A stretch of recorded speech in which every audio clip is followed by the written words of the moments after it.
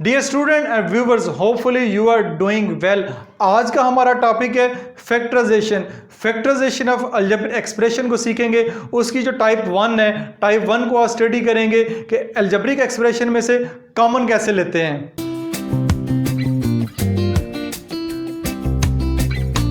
तो आज की जो टाइप 1 है कि टाइप है के ए प्लस के बी प्लस के सी, इसको सॉल्व करेंगे।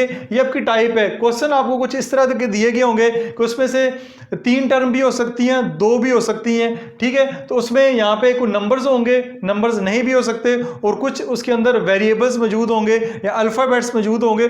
उसको कैसे सॉल्व करेंगे। जब भी आपके पास कोई भी क्वेश्चन हो जिसमें अपने फैक्टराइजेशन करनी है, तो सबसे पहला काम ये होता है कि आप देखें उसमें से कुछ कॉमन तो नहीं आता। अब इसमें से क्या कॉमन आता है हमें कैसे पता चलेगा कि इसमें से 4 कॉमन आता है, x कॉमन आता है, y कॉमन आता है। अगर x कॉमन आता है तो कितना आता है, y की पावर कितनी कॉमन आती है। तो इसको पहले एक दफा तोड़ लेते हैं। तोड़ेंगे कैसे।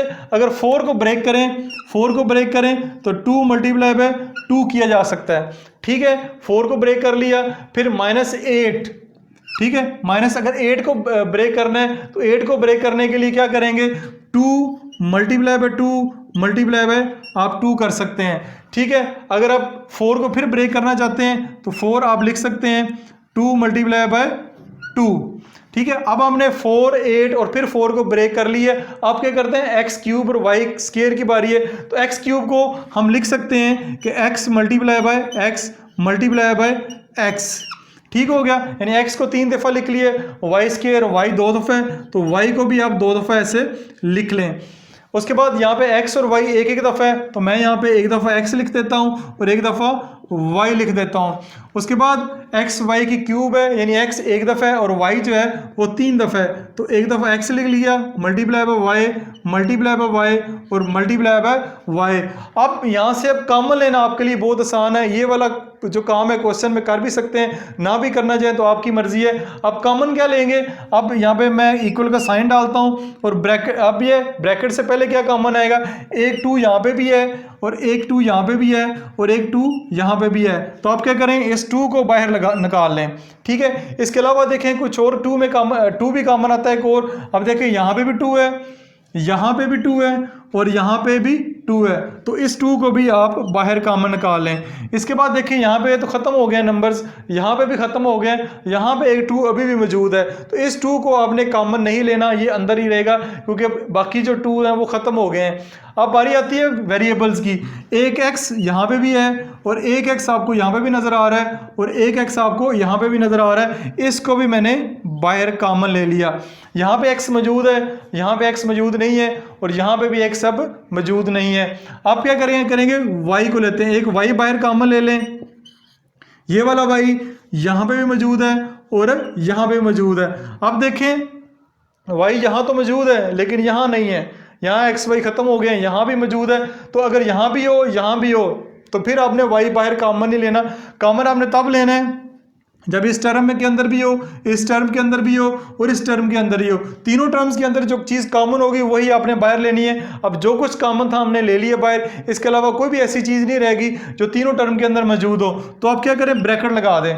ब्रैकेट लगाने के बाद ये भी 2 बाहर आ चुका है, ये भी 2 बाहर आ चुका है, एक्स भी बाहर आ चुका है। अब ऊपर टिक लगाने का फ़ायदा ये होगा कि आपको पता चल गया कि आप इनमें से कौन कौन से नंबर्स और वेरिएबल को बाहर लिख चुके हैं। बाकी अंदर क्या रह गया, एक्स रह गया, ये वाला एक्स रह गया और ये वाला वाई रह गया। तो हम इसको x multiply by x square लिख सकते हैं, यानी इसको लिख सकते हैं एक्स स्क्वायर और इसको साथ वाई लिख लें। माइनस यहाँ पे 2 भी बाहर आ गया, ये भी बाहर आ गया, एक ये 2 रह गया सिर्फ, तो -2 प्लस, अब यहाँ से देखें ये दोनों 2 बाहर आ चुके हैं, एक्स वाई भी बाहर आ चुके हैं और ये वाले जो 2 वाई हैं ये अभी अंदर मौजूद हैं, तो इनको वाई स्क्वायर लिखा जा सकता है, यानी y multiply by y square. अब इसको भी मल्टीप्लाई कर लेते हैं। ये आपके पास आएगा 2 2 4 एक्स वाई, तो ये आएगा x square y -2 plus y square. अब आपने देखे फैक्टराइजेशन में जो पहला काम है कि कॉमन लेना, ये वाला स्टेप आपको समझाने के लिए आप क्वेश्चन में ना भी करें तो ठीक है, ये वाला स्टेप भी नहीं है, डायरेक्ट ये स्टेप भी कर सकते हैं। आप देखेंगे टीचर्स या आपने की बुक या देखा हो एग्जाम्पल्स में भी डायरेक्ट ये इस पार्ट के ऊपर आए हैं, स्टेप के ऊपर आए हैं, ये वाले दोनों स्टेप छोड़ दिए हैं। लेकिन ये वाले दोनों स्टेप मैंने आपके लिए इसलिए किए कि आपको पता चल सके कि कॉमन लेने का क्या तरीकाकार है और कॉमन कैसे लेते हैं। तो उम्मीद है फैक्टराइजेशन के अंदर जो पहली मेथड है, पहली टाइप है कि अलजेब्रिक एक्सप्रेशन में से कॉमन कैसे लेते हैं, वो आपको अच्छे तरीके से समझ आ गया होगा। आज हम फैक्टराइजेशन करेंगे टाइप 2 की। टाइप 2 है AC plus AD plus BC plus AD। इस टाइप से आपने देख के घबराना नहीं। ये टाइप इस तरह की है कि इसमें 4 टर्म आपको दी होगी। 4 टर्म अगर आपके पास आ जाते हैं तो उनकी फैक्टराइजेशन आप कैसे करेंगे। जैसे कि एग्जांपल के तौर पे मैंने यहाँ पे एक क्वेश्चन लिखा हुआ है, इस क्वेश्चन की आपने फैक्टराइजेशन करनी है। यहाँ पे 1 2 3 4 टर्म मौजूद हैं। इन 4 टर्म में एक खास बात यह है कि इन चारों टर्म में इकट्ठा कुछ भी कॉमन नहीं आ रहा है। इस वक्त देखें यहाँ पे x मौजूद है, यहाँ पे मौजूद है, यहाँ पे मौजूद है, लेकिन यहाँ पे x मौजूद नहीं है। तो चारों टर्म से के में अंदर अगर इकट्ठा कुछ भी कॉमन ना आ रहा हो तो हम क्या करेंगे, इन 2 टर्म्स को अलग सॉल्व करेंगे। इन 2 टर्म्स को आप अलग सॉल्व कर सकते हैं। कैसे करेंगे चलें सीखते हैं। यहाँ पे क्या लिखा हुआ है, इन दोनों में कॉमन क्या है। इन दोनों में कॉमन लेने का मेथड मैं इससे पहले वाली वीडियोस में बता चुका हूँ, उसका लिंक डिस्क्रिप्शन में मौजूद है। यहाँ पे x स्क्वायर है, यहाँ पे x है, तो एक x यहाँ पे आपके पास कॉमन आ जाएगा। हम यहाँ से x कॉमन लेंगे तो अंदर क्या रह जाएगा, यहाँ पे x की पावर 2 है, एक x अगर बाहर कॉमन आ गया तो अंदर एक x अभी मौजूद है, प्लस यहाँ पे एक x था, वो एक x बाहर कॉमन आ चुका है, अंदर जो है वो 3 रह जाएगा। तो यहाँ हम 3 लिख देंगे, उसके बाद माइनस का साइन डालेंगे। अब देखें इधर क्या कॉमन है, 4x माइनस 12, तो 4x माइनस 12 में से x तो कॉमन आ नहीं सकता क्योंकि x इधर भी नहीं है और x इधर भी नहीं है। तो इसमें कैसे कॉमन लेंगे, तो अब देखें 4 को करते हैं, 4 आएगा 2 मल्टीप्लाई बाय 2, ठीक है। 12 है, 12 में आपके पास 2 मल्टीप्लाई बाय 2 4 मल्टीप्लाई बाय 3, यानी कि ये 2 दफ़ा जो 2 2 है ये कॉमन है, दोनों में मौजूद है, यानी 4 कॉमन है। तो 4 हम कॉमन लेंगे, मैं इसको यहाँ पे लिख लेता हूँ। 4 बाहर आ गया कॉमन के तौर पे, अंदर रह जाएगा आपके पास x माइनस, बाहर माइनस है, अंदर जो है वो साइन चेंज हो जाएगा।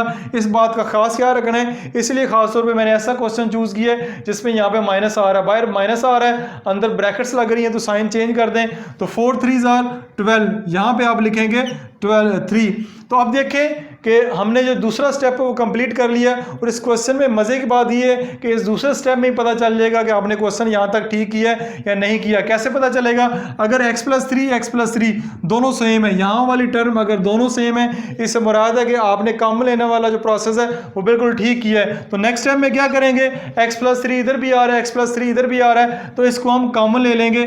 जैसे कि मैं इसको यहाँ पे कॉमन के तौर पर लिख लेता हूँ, इन दोनों को अब मैं कॉमन ले लेता हूँ। अंदर क्या रह जाएगा, अंदर आपके पास यहाँ पे x है, ठीक है, और यहाँ पे -4 आ जाएगा। तो इस तरह थर्ड स्टेप में यानी सेकंड स्टेप में आपका ये क्वेश्चन कंप्लीट हो चुका हुआ है, जिसमें x प्लस 3 x माइनस 4 इसका आंसर है। तो देखा अगर आपके पास 4 टर्म हो तो 4 टर्म का अगर कॉमन लेना हो, 2 को अलहदा सॉल्व कर लें, 2 को अलहदा सॉल्व कर लें, तो यहाँ पे आपका आंसर अगर सेम आ रहा है, आंसर से मुराद है यहाँ पे जो है पोर्शन है सेम आ रहा है, तो आपका क्वेश्चन यहाँ तक ठीक है। लेकिन कुछ क्वेश्चन ऐसे भी होंगे जिनमें इसको तरतीब भी देना पड़ेगा कि अगर ये वाली टर्म है इसको दूसरे नंबर पे ले जाएं और तीसरे वाली टर्म को चौथे नंबर पे या दूसरे वाली टर्म को इनको तरतीब भी देना पड़ सकता है। तरतीब दे के भी आप इन क्वेश्चन को सॉल्व कर सकते हैं। तो उम्मीद है कि टाइप 2 की फैक्टराइजेशन भी आपको अच्छे तरीके से समझ आ गई होगी।